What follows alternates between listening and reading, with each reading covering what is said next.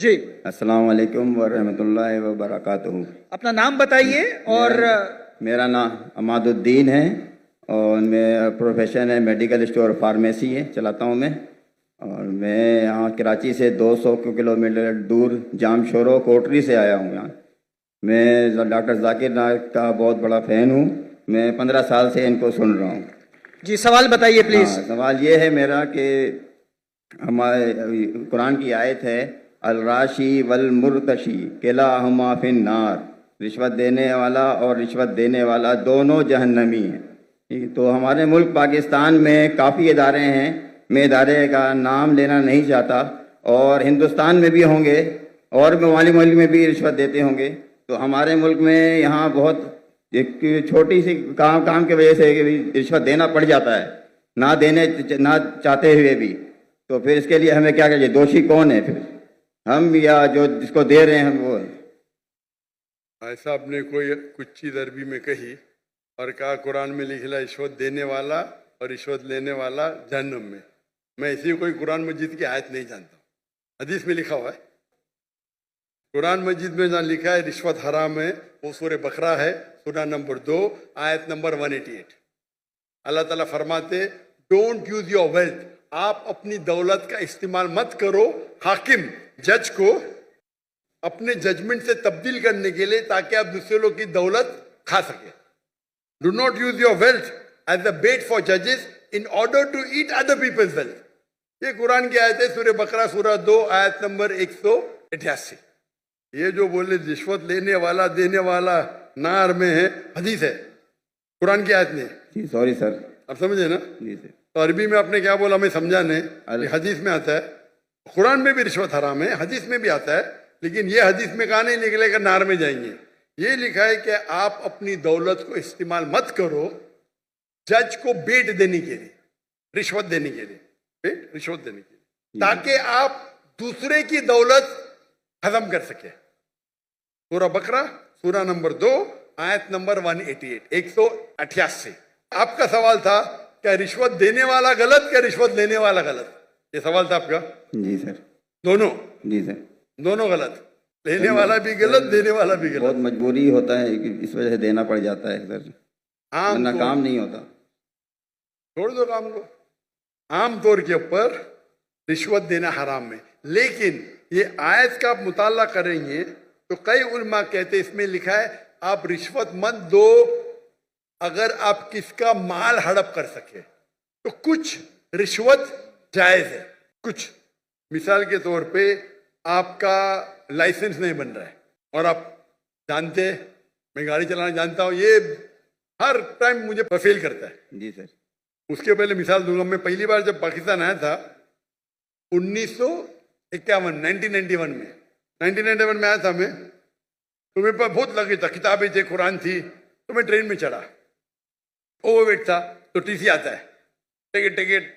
उस टाइम तो कौन जाकिर नायक को जानता ही नहीं था, आज तो माशाअल्लाह जाऊंगा तो सब पहचानेंगे।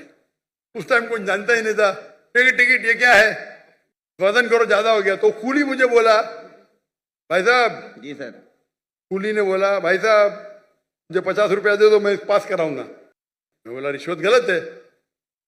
तो वो टिकट वाले ने मुझे अंदर लेके गया, मैंने मेरी दावती काम शुरू किया। बाहर निकले, वो उसने कहा, वो टिकट कलेक्टर ने, एक शर्त पे आपको छोड़ूंगा, आपको मेरे साथ चाय पीना पड़ेगा। तो मैं बोला ठीक है। बाहर निकला चाय पी के, वो टिकट वाला कितना पैसा दिए? 100 रुपया दिए ना? नहीं दिया। कितना दिए? नहीं दिया। झूठ क्यों बोलता है?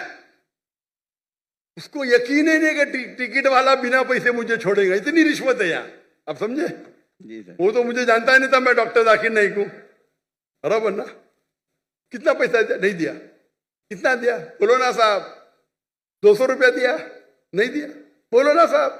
झूठ क्यों बोलता है? मुझे झूठ बोलते। अने सब पाकिस्तान को 100% पता है कि रिश्वत के बिना छोड़ेगा नहीं, लेकिन अल्लाह की जब मदद रहती है तो छूट सकता है, समझे अपना? मेरे पास कुरान की किताब थे, तर्जुमा थे, बांटने के लिए लेके आया था, समझे ना? तो ये गलत फहमी कि रिश्वत के बिना काम नहीं होता है।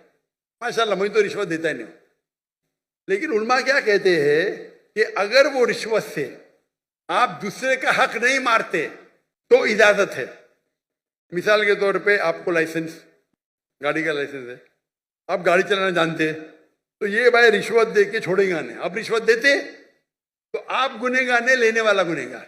सर यही पूछना था। लेकिन ये बहुत कम मौके से, बहुत कम। ओवरवेट के रिश्वत दूंगा तो मैं गुनहगार, क्योंकि मेरी गलती है। आप समझे ना? जी सर। अगर ओवरवेट को टिकट कलेक्टर में रिश्वत दिया, मैं क्या करूंगा? 500 दंड भरूंगा। मजबूरी क्या है भाई? ओवरवेट क्यों लेके गए आप? क्यों लेके गए? अभी आपको मिसाल दूंगा। मैं आ रहा था, हमारा 1000 किलो था। PIA के मैंने CEO से बात किया, नाम नहीं लेता हूं। कौन? CEO, कंट्री मैनेजर से बात किया। डॉक्टर साहब आपके लिए कुछ भी करूंगा। मैं बोला ठीक है भाई, 6 लोग जा रहे थे। मैंने बोला भाई 500-600 किलो ज्यादा है। हाँ हाँ डरो मत, मुझे 50% डिस्काउंट दूंगा। मैं बोला भाई 50% डिस्काउंट के बदले में और 4 लोग को लेके आऊं, और सस्ता पड़ेगा ना। बोला देने का तो फ्री दे, मतलब मत दे। ठुकरा दिया मैंने। PIA, Pakistan airline. अरे इंडियन में कोई भी गैर मुस्लिम मुझे देखेगा तो फ्री में छोड़ेगा।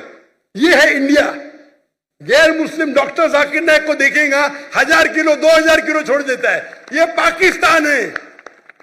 गवर्नमेंट का गेस्ट हूं मैं, मेरे वीजा पे लिखा स्टेट गेस्ट, और आपका CEO पाकिस्तान का बोलता है 50% डिस्काउंट देगा। चार्ज कर रहे 110 रिंगेट 1 किलो का।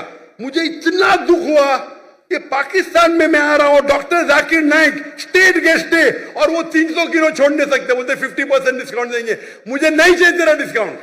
मैंने 6 लोग और लेके आया, मेरा सामान लेके आया। सच बोलने को मुझे दुख होता है, बट ये पाकिस्तान का हाल। इंडिया में वो हिंदू मुझे देखेगा, डॉक्टर साहब है, जो भी कहेंगे सच कहेंगे, सच के सिवा कुछ नहीं कहेंगे। ये इंडिया है। आज के तारीख में भी मोदी गलत है, इंडियन नहीं। इंडिया गलत नहीं है, मोदी गलत है। मोदी आज है, कल नहीं रहेगा। जो इज्जत मुझे इंडिया में मिलती है, पाकिस्तान के लोग चाहते, मुझे ये कहता हूं मैं, चाहते पाकिस्तान के लोग मुझे। नारे तकबीर, जाकिर नाइक से रिश्ता क्या? ला इलाहा इल्लल्लाह। जब हम दावत करते हैं ना इंडिया में, हिंदू लोग मेरे पांव छूते। मैं बोले भाई गलत है, भाई हराम है। बोलते डॉक्टर जाकिर नाइक की बैग नहीं खोलेंगे हम। इतने जगह में इंडिया से घूमा, 50 लोग को लेके गया, कभी ओवरवेट दिया ही नहीं मैंने। हिंदू लोग बोलते भाई ये तो भाई भगवान का आदमी है, मैनेजर है मैनेजर। यहां तो मैं CEO से बात करता है, अरे डॉक्टर साहब मैं आपका फैन हूं। ये हाल है, ये हाल है हमारे देश का। एक स्टेट गेस्ट आ रहा है, शूटिंग करने के लिए सामान लेके आ रहा है। इतनी अफसोस की बात है। पैसा कुछ नहीं है भाई, अफसोस होता है कि ये हाल है हमारे देश का, पाकिस्तान का, जिसको मैं दिल से चाहता हूं। मैं अगर हिंदुस्तान की हिजरत किया वो सिर्फ मोदी की वजह से। जो मजा वहां आता है, और मजमा इससे बड़ा 10-10 लाख, वो 1 लाख बोला, गलत बोला, 10-10 लाख। और उर्दू में बात करने क्यों लगा मैं? मेरे बॉम्बे के पुलिस कमिश्नर बोलते जाकिर भाई, वो जाकिर भाई बोलते एवरीवन लव्स यू, लेकिन मैं आपसे नाराज हूं। मैं क्यों नाराज है भाई? आपका मैसेज आप हिंदी में देना चाहिए, उर्दू में क्यों? आपके चाहने वाले इतने, आप उर्दू में तकरीर करो तो मैं खुश होऊंगा। तो क्योंकि बंबई का हिंदू पुलिस कमिश्नर 2004 या 5 की बात है, मुझसे जबरदस्ती कर आप हिंदी में उर्दू में तकरीर करो तो मुसलमान और हिंदू सुधरेंगे। और फिर मैं शुरू किया तकरीर करने का उर्दू हिंदी में, एक हिंदू के बोलने से, उसकी मोहब्बत से। तो हिंदू और मुस्लिम में इतना अच्छा भाईचारा इंडिया में, ये कुछ पॉलिटिशियन का प्रॉब्लम है। पॉलिटिशियन तो मुझे मोदी से गिला शिकवा है, तो मोदी अगर गलत है तो इंडिया को क्यों गलत करे भाई? मोदी गलत है, और इंशाल्लाह आगे रहेगा नहीं, इंशाल्लाह। आप समझे ना? तो आप अगर देखेंगे कि वहां भी हम जितने बड़े प्रोग्राम हम मुंबई में कि दुनिया में किधर नहीं किए, वो मोदी ने आके बन गया। हम बड़े बड़े कॉन्फ्रेंस किए माशाल्लाह। तो ये पॉलिटिक्स, और मैं पॉलिटिक्स के करीब भी नहीं हूं। तो जहां तक के रिश्वत का सवाल है, आपका अगर कोई चीज अटक गया जो हक है, उसमें अगर रिश्वत देते, बहुत कम टाइम ऐसा होता है, और तो रिश्वत लेने वाला गलत, देने वाला को अल्लाह ताला इंशाअल्लाह माफ करेगा, मैं लेकिन वो भी नहीं मानता हूं। लेकिन अक्सर इंडिया में, पाकिस्तान में जानता नहीं हूं मैं, इंडिया में मैं कहता हूं क्या करप्शन है। आप जानते पाकिस्तान में शायद और है। कोई भी मुस्लिम अगर 2 लाख रुपए से ज्यादा कमाता है और धंधा करता है, 95% वो हराम करता है, रिश्वत देता है। आप समझ रहे? रिश्वत के बिना गाड़ी चलेंगी ही नहीं। रियल एस्टेट के अंदर इंडिया में रिश्वत हो तो मेरे बहुत से धंधे माशाल्लाह, कोई भी धंधे में रिश्वत देता नहीं हूं मैं, कोई धंधा करता ही नहीं। क्या मजबूरी? रियल एस्टेट में रिश्वत, जो अक्सर धंधे में रिश्वत। हमारा मेडिकल प्रोफेशन था माशाल्लाह, उसमें भी रिश्वत है। अगर मैं रिश्वत दूंगा तो 5 गुना ज्यादा कमाऊंगा। अरे अल्लाह ताला झोली में डालता है तो क्या रिश्वत देना? पैसे की मोहब्बत ही क्या? तो अक्सर लेकिन जितने रिश्वत होते धंधे वाले, बिजनेस के, ये 95% हराम है। अगर आप बिजनेस में आपका लाइसेंस पास करते, आप दूसरे के लाइसेंस को रोक रहे, तो अक्सर जितने रिश्वत है वो हराम है। लेकिन अक्सर बिजनेस में, चाहे इंडिया में और पाकिस्तान में, हराम काम करने पड़ता है अक्सर। मेरा उसूल क्या है?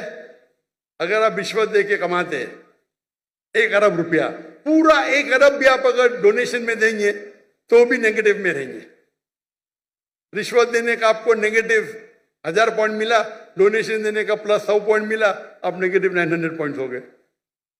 इसीलिए अल्लाह ताला फरमाते हैं गरीब इंसान को जन्नत में जाना आसान है, अमीर इंसान की हिसाब किताब होगी। अभी मेरे बिजनेस में पार्टनर अल्लाह ताला, मेजर शेयर उनका है, तो मुझे फर्क ही नहीं पड़ता नुकसान या फायदा। आप समझ रहे? मेरा बिगेस्ट शेयर होल्डर अल्लाह सुब्हानहू ताला है, मुझे तो चैरिटीज देने का है, तो अल्लाह ताला मेरी झोली में जाता। मैं लेक्चर भी करता, अल्लाह ताला यहां से पैसा देता, वहां से पैसा देता। लेकिन दावती काम के लिए बहुत पैसा लगता है, चाहने वाले बहुत है मेरे। लेकिन रिश्वत आमतौर पे देने वाला भी जहन्नम में, लेने वाला भी, अनलेस आप अपने हक के लिए रिश्वत देने में अगर आप किसका हक मारते हो, और अक्सर रिश्वत में हक मारते हो। मिसाल के तौर पे आप टेंडर दिए, टेंडर में कोई आपका क्लर्क आपको टेंडर के लिए, टेंडर का मैं अमाउंट बोलूंगा, आपको पैसा देता है, ये हराम है। या आपका लाइसेंस अटक गया, लाइसेंस पास करने के लिए आप कोई मिनिस्टर को पैसा देते हैं, हराम है। तो इसमें दोनों गलत, देने वाला लेने वाला। तो अक्सर रिश्वत में दोनों गलत होते, देने वाला लेना। चंद ऐसे किस्से है या वाकये है जिसके अंदर आप अपने हक के लिए लड़ रहे। आपको ड्राइविंग आती है, जानबूझ के आपको फेस कर रहा है, जब तक मैं पैसा नहीं दूंगा ये पास नहीं करेगा। उस टाइम आप कुछ पैसे देते हैं तो इंशाअल्लाह अल्लाह आपको माफ करेगा, लेकिन लेने वाले को हराम है। लेकिन आमतौर पे रिश्वत देना लेना दोनों हराम है। Hope the answer the question.